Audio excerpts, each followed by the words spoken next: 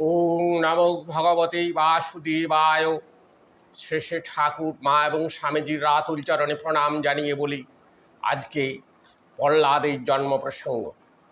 সেই দৈত্যের হিরণ্যকশিপু বিষ্ণুবৈরী, মহা অহংকারী, মদ মাৎসর্য গুণে পরিপূর্ণ, তার সেই ঐশ্বর্যের প্রাসাদে এই মহৎ ভক্তের জন্ম হলো না।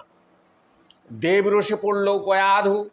অগ্নিদেবতাকে দিয়ে দেবেন্দ্র তার গর্ভের সন্তানকে নষ্ট করার চেষ্টা করল। তাতে ব্যর্থ হওয়ার পরে দেবেন্দ্র নিজে এসে রাজ্য আক্রমণ করে গয়াধুকে অপহরণ করলেন।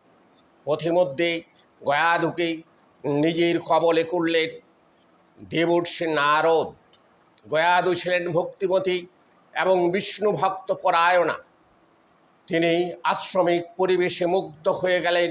আশ্রমের প্রত্যেকটি ধর্ম আলোচনা তার অন্তরে প্রবেশ করল।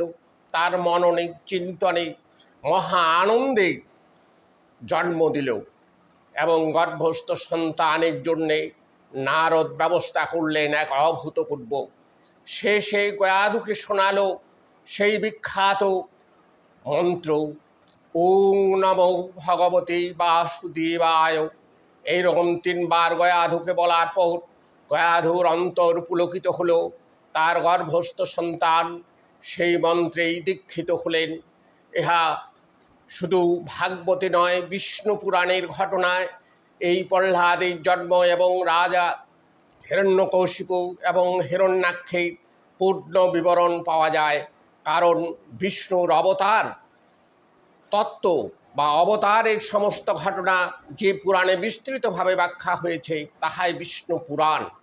সেইখানেই বিশেষভাবে পাওয়া যায় ভাগবত প্রহ্লাদের এই মহান চরিত্র পাওয়া যায়। তাহলে প্রহ্লাদের এই সম্রাটের সন্তানের জন্ম হলো কোথায়? না প্রকৃতির নিরাবিল, নির্মল, একবারে কোলাহলমুক্ত এক পবিত্র স্থানে, নারদ মুনির আশ্রমে।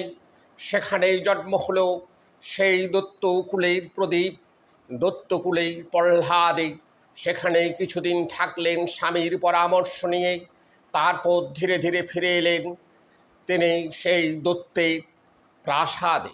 হিরণ্যকশিপু একবারে প্রকারান্তে অমর্ষে যে নিজেকে ভগবান ঘোষণা করলেন এবং বিষ্ণু বৈরিতা চরম বাড়িয়ে দিলেন। নমস্কার, সবাই ভালো থাকবেন, সুস্থ থাকবেন, আনন্দে থাকবেন।